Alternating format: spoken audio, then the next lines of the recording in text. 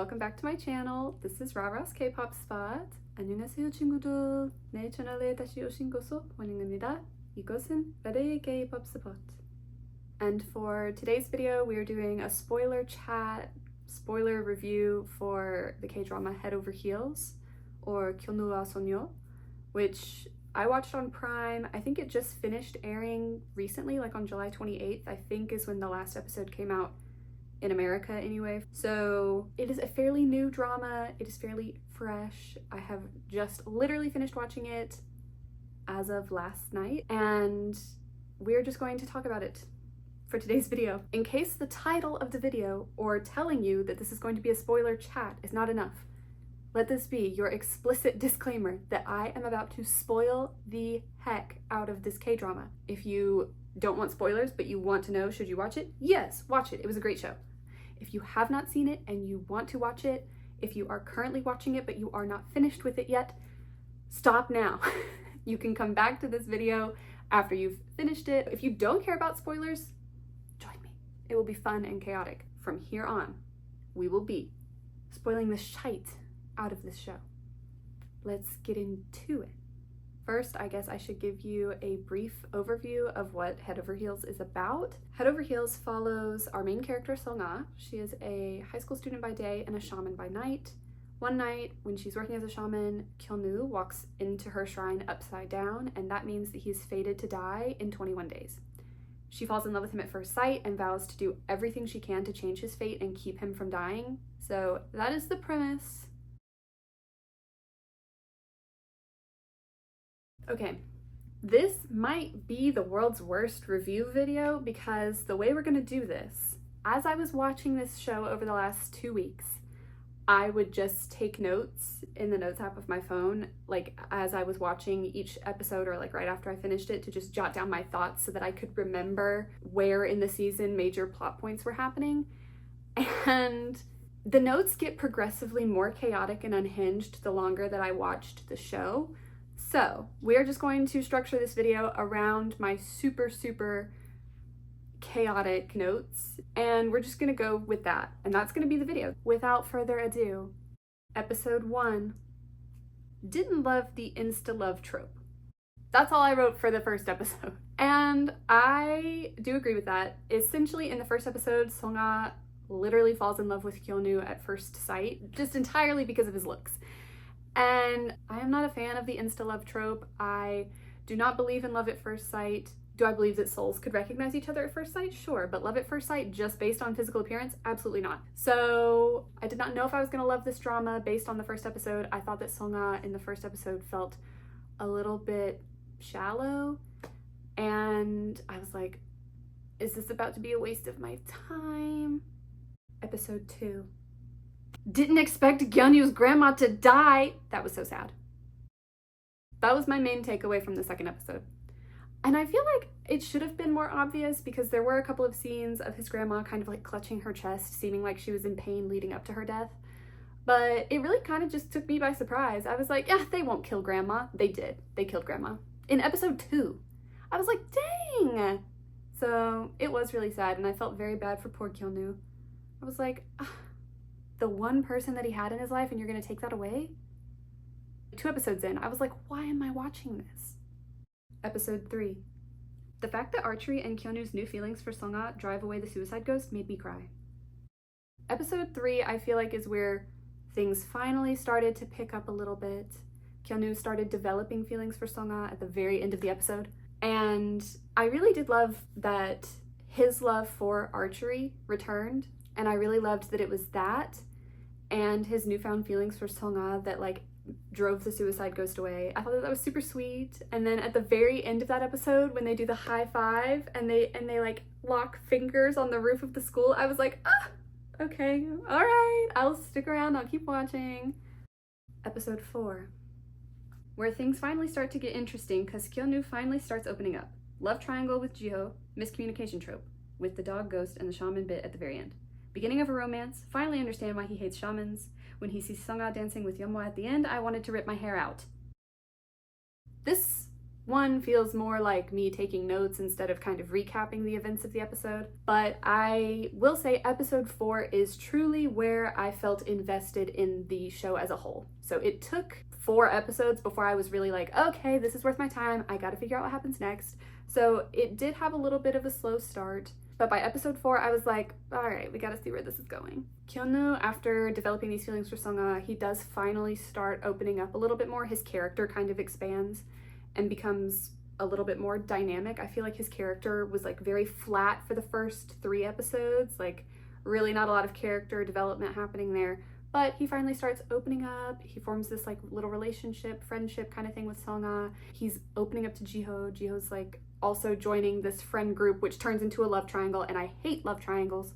I also hate the miscommunication trope. You know, this is the episode where Songa is really noticing Boki, the little dog animal spirit that's protecting Jiyoung, the school bully. And she's looking at the dog ghost, and she's like, oh, kyota. And Kyonu and Jio are looking at her like, what? Because to them, they can't see the ghost. It looks like she's calling Jiyoung cute. And they're like, why does she, what does she see in him? And I'm like, no! So miscommunication trope, love triangle, insta love. Do not love these tropes. I'm not a fan of those, but we powered through. In this episode, it's tough because Kyonu and Songa are kind of starting to develop this romantic relationship, but then we're also learning Kyonu's past and like his history with shamans and why he hates them so much. We are introduced to Yeonhwa, the worst character that I have ever had the displeasure of watching on a K-drama. I despised her character. We're just gonna go ahead and get that out there. Hated her. So it's difficult because Kyonu and Songa are like starting this kind of romantic journey together, but we understand why he hates shamans, and he has every reason to, honestly. Like, if his only experience is with Yeonhwa and she is like evil incarnate, then yeah, it makes sense that he hates all shamans, because like he's never had a good experience with one. So it's tough to navigate and like walk that line. And then of course at the end of the episode, of course Songa has to be caught dancing with Yeonhwa by Kyonu, and I'm like, I'm gonna scream, because he doesn't know. Once again, miscommunication trope rearing its ugly head, because he doesn't know that that was the first time that Songa and Yeonhwa had ever met. He did not know that. To him, as a third-party observer, when they were doing that dance, totally looked like they had known each other for years. It actually comes across, if you did not know the situation, it totally looks like Songa has been like training as a shaman under Yeonhwa. So it looked bad. And I was like, yeah. I did want to rip my hair out, because I was like, of course. They've just started this little romantic journey together, and this is gonna ruin it. Gotta watch the next episode, see what happens next. Episode 5. Okay, when she painted an amulet on Jiho, I blacked out. When Kyonu held the umbrella over her, I blacked out. Yeonhwa is the worst. OMG, I hate that bee. Also, the baby ghost is chill now. Okay, so there was a lot to unpack in episode 5. After Kyonu learns that Songa is a shaman, her powers as a human amulet just completely go bye-bye. So Jiho volunteers to step in and become Kyonu's human amulet. So there's the scene where Songa is painting the human amulet on his back, and I was like, I am very strongly team Kyonu, but this moment that y'all are sharing right now, I was like, what? I blacked out. And then it really seems like Kyonu is completely done with Songa. He does not want anything to do with her now that he knows that she's a shaman. And she is sobbing outside his house at the very end of the episode, because she's seeing that he threw out the lip balm that she gave him that was also serving as an object version of her human amulet, and she's like holding it, and she like dug it out of the trash, she's holding it, she's sobbing, it's pouring rain, she's getting drenched, and here comes Kyonu with an umbrella, and he holds it over her so that she's not getting drenched anymore, and then he's getting all wet because he's holding it over her, so his shoulders are getting drenched, and it was all that I was like, oh my god, this is too much for me. So a very sweet moment, and then proof that Kyonu's feelings are not gone, at least not entirely. Yeonhwa is the worst, and I do hate that bee. I stand by that. Terrible character. Highly detestable. So evil, and for what? I mean, like, we do get her backstory. We, like, understand why she took a dark path and became evil, but still, no excuse. Terrible character.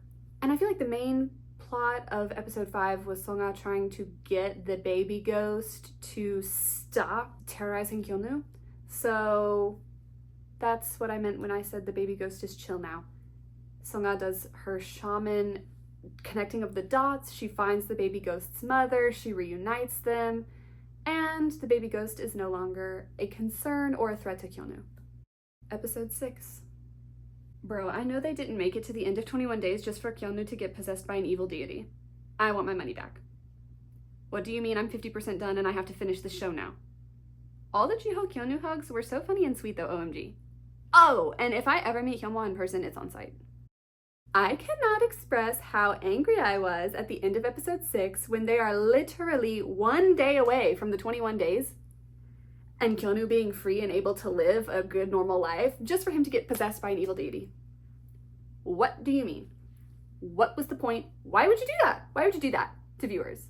However, there was a lot of levity in this episode because since Jiho became Kyonu's human amulet, and he was using every excuse to like grab onto him, hug him, touch him, to like push the spirits away who were really trying to converge on Kyonu because it was like, you know, coming up on his 21 days and, you know, they wanted to kill him, I guess. I loved the like bromance kind of aspect to this episode. Jiho really went all out as a human amulet. He did his job exceptionally well, and it was laugh out loud funny. I really loved the lengths that he went to like ensure that Kyonu was protected. So that was funny, and then the episode ended with Kyonu getting possessed, and that was not funny, and I was very angry. So like a real roller coaster of emotions happening in episode 6. Episode 7. Bro, I am still so annoyed by this shite. Yeonhwa, when I catch you, Yeonhwa. Wait, it's so cute. Kyonu comes back when Songa touches him. OMG, she confessed to the real him without realizing. Bongsu is a little shit. OMG, he confessed back on the rooftop. I blacked out. So episode 7 is where we first get the whole issue of Bongsu. Bongsu is the evil deity living inside Kyonu's body. And because of the connection that Songa and Kyonu share from the human amulet powers that are left over, anytime Songa touches Kyonu, it's the real Kyonu. Like, he's able to come back and reclaim autonomy over his body. However, whenever Songa lets go, then it's Bongsu controlling Kyonu's body. So it's all very cute and romantic. Like, okay, Kyonu comes back every time they're holding hands. Anytime she hugs him, touches him, he comes back, and it's no longer Bongsu. However, Bongsu, when he is inhabiting Kyonu's body, is a little. He is mischievous, up to no good, turns Kyonu into the complete polar opposite type of character from the way that Kyonu actually is. And it's very sweet in this episode. Like, we finally get a little confession moment from Songa to Kyonu, and then also from Kyonu to Songa. This episode, despite Bongsu popping up and causing chaos in Kyonu's body, we do still have a progression of the love story between Songa and Kyonu. Is it cheesy that the real Kyonu can only come out when he's holding hands with Songa? Yes. However, it's very cute. 너무 귀엽다. It's got its little claws sunk into me at this point. This TV show does. Episode 8. I hate love triangles, but my poor man Jiho, does he really deserve all this? Okay, wait, wouldn't their hands be getting low-key sweaty at this point? Laughing my ass off, no way, he just admitted to sweaty hands! But, cause he's nervous. Damn it, Jiho, what the fuck was that confession? Read the room! Her sleeping habits are gonna get me in trouble? I blacked out. Oh, fuck. Bongsu is in love with her too! What the hell is this love square? I know Bongsu didn't just roast Yeonhwa like that. Okay, Bongsu with the interesting backstory. Why am I low-key feeling sorry for him? She painted Kyonu's chest. I am losing my damn mind. Yeah, so I feel like episode 8 is where the unhinged note-taking really takes off. The love triangle kind of becomes a love square in this episode because you've got Kyonu, Songa, Jiho, but then Bongsu inhabiting Kyonu's body is also totally catching feelings for Songa. everyone loves Songa. So it's getting more complicated and terrible. Even though I hate love triangles, I started to feel really bad for Jio because like he literally confessed that he was in love with Songa, and he has to now deal with not only Kyunu's feelings but also Bongsu's feelings for Songa, and he has to watch the body of Kyunu and the spirit of Bongsu walking around just holding hands with Songa all the dang time. And that's gotta be hard. That has to be so tough to experience unrequited love and then to have to watch it every day, all day, because they have to hold hands all the dang time. So I did start to feel really bad for poor Jio at this point. He did not deserve that. The writers of this show, they did not have to, make Songa and Kyunu sleep in the same bed together to maintain their hand holding to keep Kyunu in his body at nighttime. I feel like they could have written something else to make that happen. However, they wrote it in that Kyunu and Songa have to sleep in the same bed and hold hands all throughout the night so that Kyunu can maintain autonomy over his body. Was this also a little bit cheesy? Yes, but I am a simple girl. In this episode, it's also interesting because it becomes very clear that evil deity Bongsu has absolutely no interest in helping out Yeonhwa. And keep in mind, Yeonhwa is the reason that Bongsu has been able to take over Kyunu's body. She wanted Bongsu to be her patron deity, so she is the one who got Bongsu to be able to take over Kyunu's body. And I just think it's hilarious that Bongsu is out and he's active and he has this freedom by taking over Kyunu's body, and he's like, screw you, Yeonhwa, I want nothing to do with you. Karma, that's just karma for you, Yeonhwa. Of course, the evil deity that you're trying to make your patron deity hates you and wants nothing to do with you. It is nothing less than what she deserves. Episode 9. Another episode, another day of hating Yeonhwa. My bestie Songa is cursed. What do you mean Bongsu devoured Kyunu? So I did not have much to say about episode 9. I think that means that it maybe was a little bit of a slower episode, but I was very displeased when I realized that Songa had been cursed by trying to thwart whatever evil Yeonhwa was up to. Did not like that. Songa, I did not love her in episode 1. I thought that she was a little bit shallow, a little bit superficial. However, her character really matures and grows on you as the season goes on. And by this point, I was distraught to see that she had been cursed. I was like, no, that's my bestie Songa. I was very sad. It was also deeply distressing at the end of the episode when Songa calls out Bongsu for taking over Kyunu's body because something has happened, and now Bongsu has full control over Kyunu's body all the time, whether or not he and Songa are holding hands.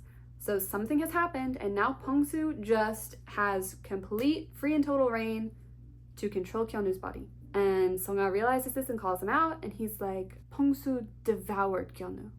And I'm like, what do you mean by that? What do you mean by that? So I was feeling a little bit of rage at the end of this episode.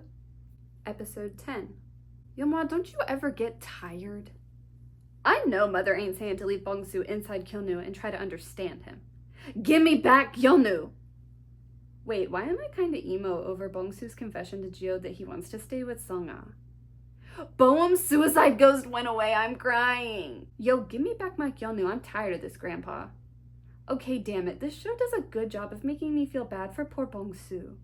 Yeonhwa, I know you didn't take this poor lady's baby again. Jio, what are you doing seeking out Yeonhwa? Jio, no, put the ring down. Hey, so how is Yeonhwa doing this with no powers? Yeonhwa, are you happy now? Look what you did to Mother. Oh, I'm crying. So, episode 10. Bongsu has full control over Kyunu's body, and Songa's spirit mother suggests that maybe Songa try to be kind to Bongsu and understand where he's coming from so that Songa can help him cross over. If Songa can maybe help Bongsu's spirit cross over and be at peace, then maybe Kyunu can have his body back. So that's the new plan of action as we go into episode 10. And this TV show does do a really good job of making you feel bad for Bongsu and his past and the way that he just wants to be human and grow up and be an adult, because You do learn through snippets throughout the TV show that Bong-soo was a child soldier and he never got to grow up. So all he wants is to get a chance to be human and to grow up and become an adult. So you do feel bad for poor Bong-soo because yes, he is an evil deity, but all he wants is to stay with Sung-ah and to grow up and to be loved and to not feel so lonely. So the TV show does do a good job of making you feel bad for this character who is supposed to be evil. The side story that they worked into the TV show about the side character Boeum and the way that he was bullied and the suicide ghost started following him and it got really bad there for a second.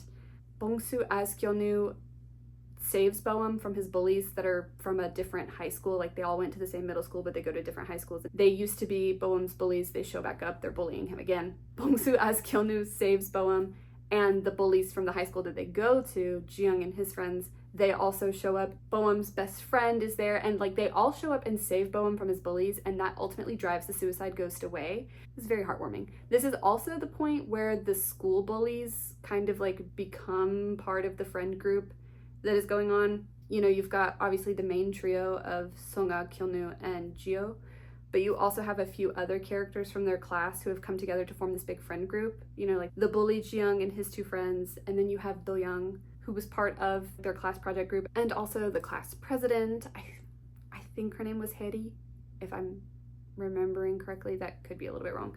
But anyway, this is where the friend group really kind of starts to grow and come together and become this bigger thing. So I liked that about episode 10 as well. And then, of course, the episode ends with Yeonhwa back on her bullshit. And she is trying to summon the Grim Reaper to, like, I don't know, kill Gyeonu's physical body and force Bong-soo out. I don't even know anymore, but Jio falls for the trap and brings Yeonhwa the ring. And the ring is, like, important because Bong-soo's spirit is attached to it. Like, that was the physical relic that Yeonhwa was able to turn him into an evil deity that could possess Gyeonu's body. And now she's gonna destroy the ring so that she can summon the Grim Reaper to do, I don't know, something evil. And I'm like, Jio, don't fall for this. He falls for it, he gives her the ring, she summons the Grim Reaper. It's all terrible. And of course, Sung-ah figures out what's happening. She is doing a counter curse. Bong-soo in Gyeonu's body also realizes what's happening. He's also saying the counter curse. Everyone's bleeding out of their ears. And because Spirit Mother felt bad about kind of helping set Yeonhwa on this path of darkness, she became, unbeknownst to Yeonhwa, her human amulet. So when Sung-ah and Bong-soo as Gyeonu overpower Yeonhwa and try to send the Grim Reaper back to her, because Spirit Mother had become a human amulet for Yeonhwa, guess who dies instead? Spirit Mother. So once again, Yeonhwa, being the worst character in all of existence, has brought about the death of both her and Sung-ah's Spirit Mother. Yeonhwa, you are the worst. Episode 11. Sung-ah, bestie, what did you do? Okay, interesting how Bong-soo still looks like Gyeonu. Hold the phone, slow the roll. Why am I so emo seeing what has happened since Sung-ah left? Gyeonu giving all of his awards to the coach for photos since his grandma and Sung-ah are gone. I'm sobbing over her not being at graduation in this pic moment with Jio and Gyeonu. It's fine. Vigilante ghost slaying Gyeonu okay? Please, this flash forward to 2 years later and he's being interviewed about the Olympics, but his dream is to see Sung-ah again. I am on the floor. Wait, do Jio and Gyeonu live together now? Gyeonu driving? The bar is in hell. Who died? Oh, it's the Great Ant Shaman. The chapstick! I'm sorry, does he store gold medals in Sung-ah's old room? I'm gonna throw up. Okay, this dream of the classroom? Oh, he's in her dream. I'm cool, I'm fine, what the hell? OMG, evil Sung-ah. Gyeonu totally just kissed Bong-soo. Hey, so why do I fear the last episode is gonna make me cry? What if everyone just got to live happily? What then? Episode 11 is where things really start to get weird. Sung-ha does some magical shaman stuff, and through this mystical shaman magic, she takes Bong-soo out of Gyeonu's body and takes Bong-soo into hers. So Gyeonu is free. Gyeonu is Gyeonu again, but now our bestie Songa has taken Bongsu on. And I forget the finer detail that made this happen, but Bongsu is officially, fully an evil deity at this point. And that means that because Songa has taken him on, calamity is going to start following her at every turn. So to protect Kyonu and the ones that she loves, she goes away. She like vanishes. So 3 years of time pass during episode 11. She kisses Kyonu once. She says, I'll come back before the graduation ceremony. She does not come back before the graduation ceremony. Episodes 1 through 10 take place and they are juniors in high school. So then episode 11 starts and Songa, she leaves. She vanishes to go be with Bongsu and protect everyone she loves from him because he is in her body now. He is super evil. Bad things are going to start happening around her. We get a super emo montage of time passing and the friend group that has been established in previous episodes. We get to see what happens with them in like a little montage showing their senior year. And after they graduate high school, Kyonu basically, he has never given up on Songa. He believes that she's still alive somewhere. And so he becomes this kind of like vigilante ghost hunter trying to track down ghosts who can tell him where Songa is and what she's up to. So he spends like another 2 years just hunting ghosts and also still working on his archery. He joins the national team. He's part of the archery association. He is getting ready to try out for the team that will be going to the Olympics in 2028. But ultimately his dream, his goal is the Olympics, but his dream is to find Songa again because he misses her. It was like a very emotional episode. You know, every time that Kyonu wins a medal, he would used to hang it around his grandma's neck, and then when his grandma died, he would hang it around Songa's neck for the photo op after, and now there's no one left, so he just hangs it around his coach's neck, and he stores all of his gold medals in Songa's old room at the shrine. When it is time for the graduation ceremony, Jio and Kyonu take this really emotional picture together, and they hold up like a bouquet of flowers between them at the height that Songa would be at. And so it's like Jio and the flowers that are imitating Songa and Kyonu, and Doyeon takes the picture and she just like starts sobbing because Songa's not there, and it's just all very, very sad. And in this episode, Kyonu learns that he's actually able to visit Songa's dreams, and through this connection where he's able to visit her dreams, he is able to find Songa in real life. However, she is fully possessed by Bongsu and she's like super evil now. She's like this super ridiculous version of Songa where she's like dressing differently. She's behaving like a brat. She is like evil. So that was interesting. Similarly to how when Bongsu was possessing Kyonu's body, he was like complete polar opposite version, creating chaos and mischief. Bongsu is just doing that now in Songa's body. So it was it was a weird episode, I would say. But it was very romantic how Kyonu never gave up on Songa and, you know, still believed that there was something he could do to save her and separate her from Bongsu. And lastly, episode 12. Laughing my ass off, Bongsu kissing everyone! 7 minutes in and I am crying over the reunion of everyone. What the Bro, get Bongsu out of my bestie's body right now. Bongsu wants Kyonu to die in place of the shaman? Hey Bongsu, what if we didn't do that?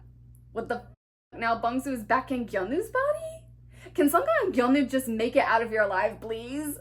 I'll lend you my clothes. I'm gonna throw up. Jio can tell it's her by her footsteps, and he made her japchae? I blacked out. Love triangle still. Wait, no, the zipper sound being the sound of Jio's first love ending? Why am I crying, buddy? No! Gyeonu, Pei Gyeonu, what are you about to do right now? Yoma, what do you mean more than one person might die right now? She's gonna die too? I cannot believe I decided to watch this show. Took one look at the ghost of her spirit mom and burst into tears. Poor little Yumbo. Yo, why am I crying as he leaves Gyeonu's body? They got a happy ending, thank fuck. And the full circle moment back to the opening scenes.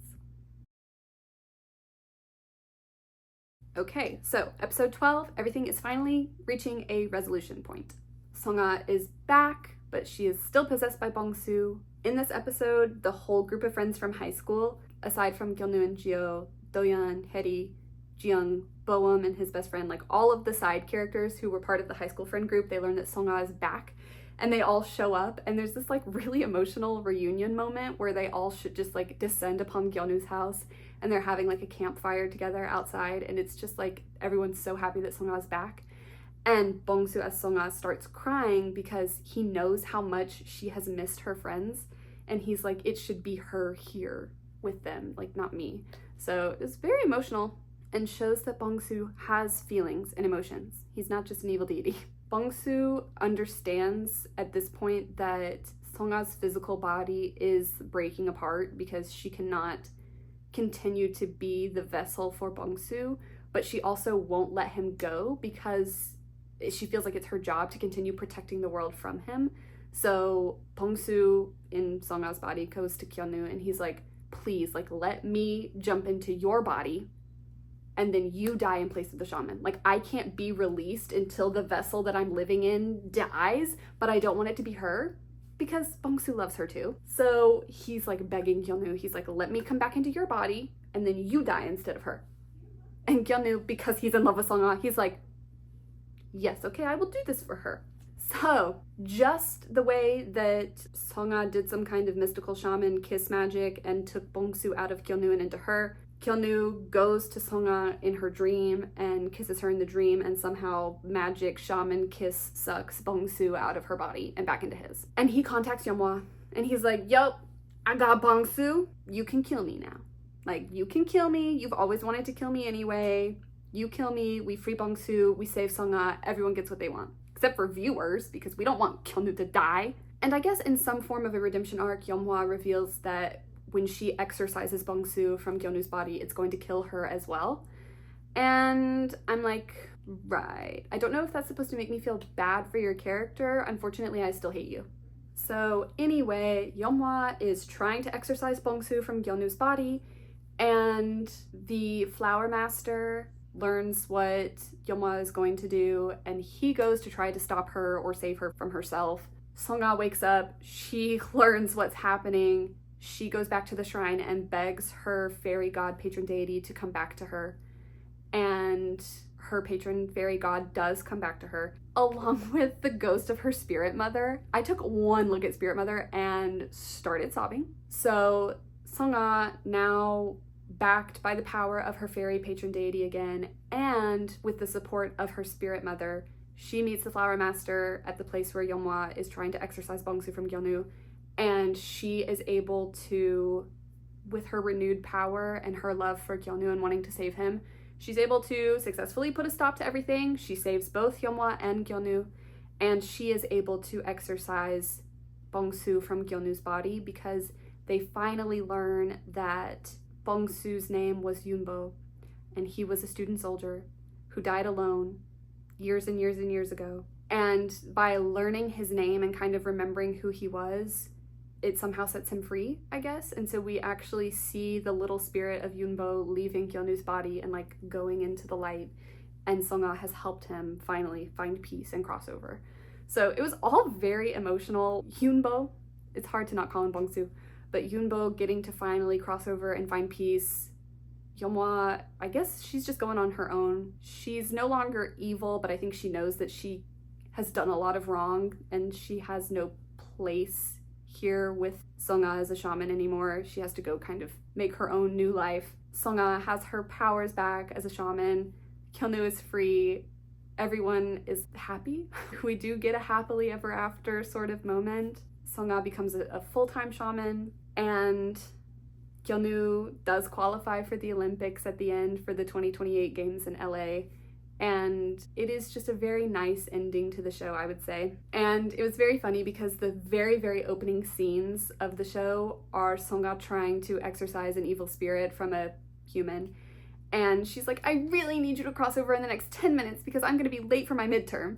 And at the very, very end of the show, that same human is still possessed by the demon because she's not able to help the demon cross over in the first part of the TV show. So she finally is able to exorcise this poor man of the demon that has been possessing him. I like that full circle moment, the way that they just tied everything up with a bow there at the end.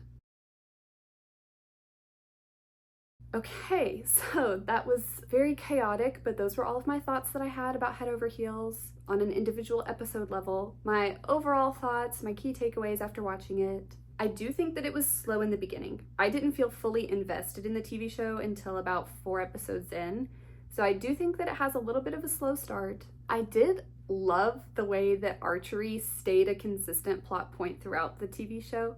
I actually loved watching the South Korean archery team at the 2024 Olympics last year. That was one of my sister and our favorite events to watch was South Korea when they were participating in archery. So I really loved that stayed consistent throughout. And I loved at the end that we get to learn that Kyunwoo is going to go to the LA Olympics in 2028. I love the way that they evolved the high school friend group over time. In the beginning of the TV show, it's really just the Sungha, Kyunwoo, Jio triangle, but that really does expand as the TV show goes on, and I love the way that the side characters, we get to learn more about them and they really evolve to become this one big high school friend group. I think that was really great. I did not actually find Bong-soo believable as an evil deity. I never really got the vibe that Bong-soo was evil. If anything, he felt more like a poltergeist, like very trickster, very mischievous, because he was a child soldier. Like, he had the energy of a mischievous child.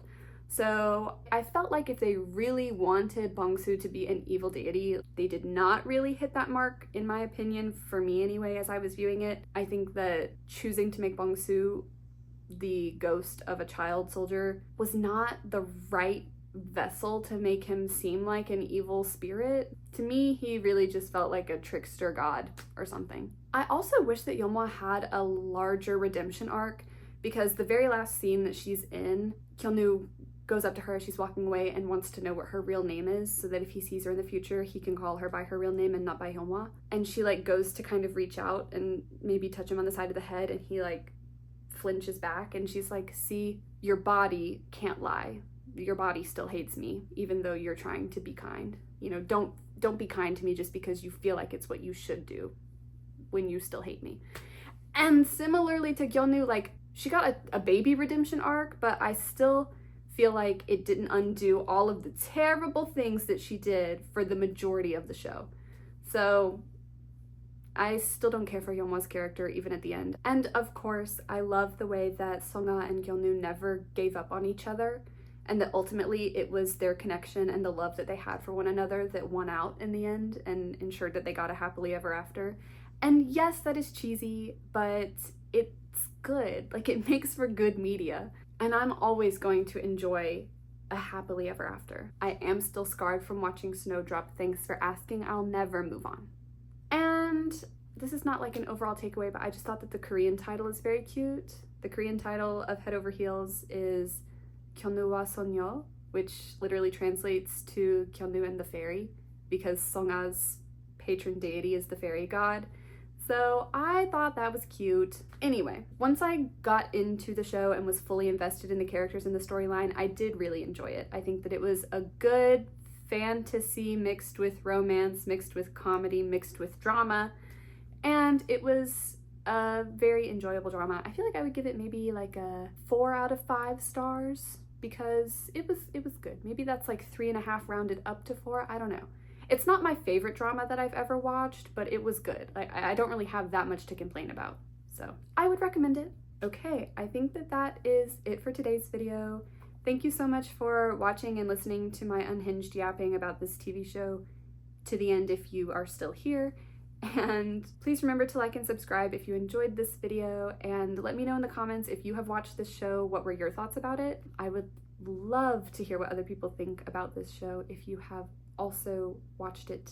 And I mean, like, I guess that's it. I guess we can get ready to go to bloopers next. 봐주셔서 감사합니다. 안녕 친구들. 이제 블루버리로 이동할 수 있습니다. 죽겠어요. That's gonna be way too tall, isn't it? Yeah, I don't think I'm even in frame at all.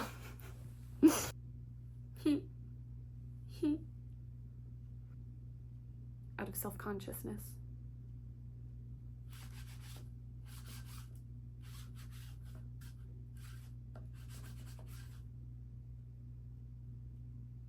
I'll have to fact check that. That felt weird. I need to look that up. I liked it. I think that you should watch it. She falls in love with him at first sight. Come back to it later. My insane thoughts. Insta love.